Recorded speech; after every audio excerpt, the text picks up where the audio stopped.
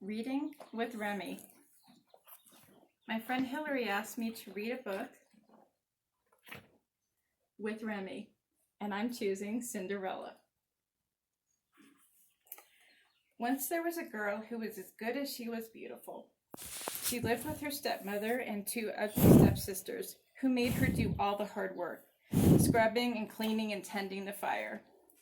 Because her ragged clothes were always covered with cinders and ashes, she was called Cinderella.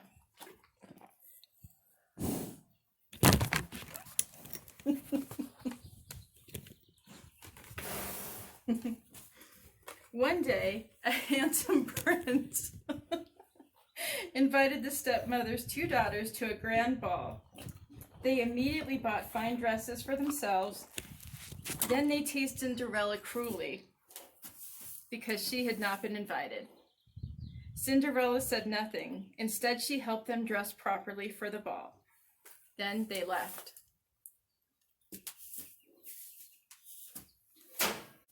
Cinderella held back her tears, but suddenly her fairy godmother appeared, and with a tap of her wand changed Cinderella's rags into the most beautiful gown ever dreamed of. On her feet, Cinderella wore a lovely pair of glass slippers. The magic touch also changed some mice into white horses and Pumpkin into a golden carriage.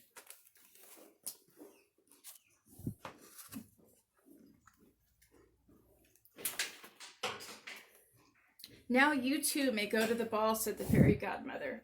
But she warned, the magic ends at midnight. After that time, you will be back in rags. Cinderella promised to remember. When the prince was told that a princess whom nobody knew had arrived, he ran to greet her and led her into the hall. No one, least of her stepsisters, recognized Cinderella. The prince led her out to dance, and more dances followed.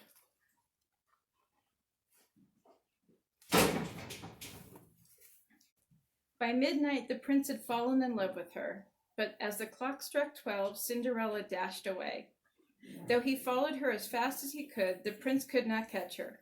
Still, he found one of her glass slippers, which the girl had lost while leaving.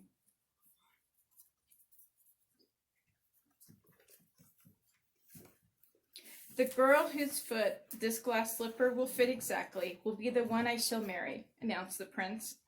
And he himself went from door to door to find the beautiful girl. Many ladies tried on the glass slipper, but it fit none of them. At the very last house, which was Cinderella's, the prince put the slipper on her pretty foot, and it fit exactly.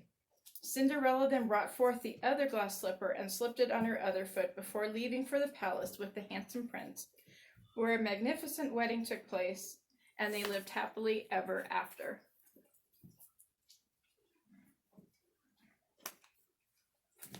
The end.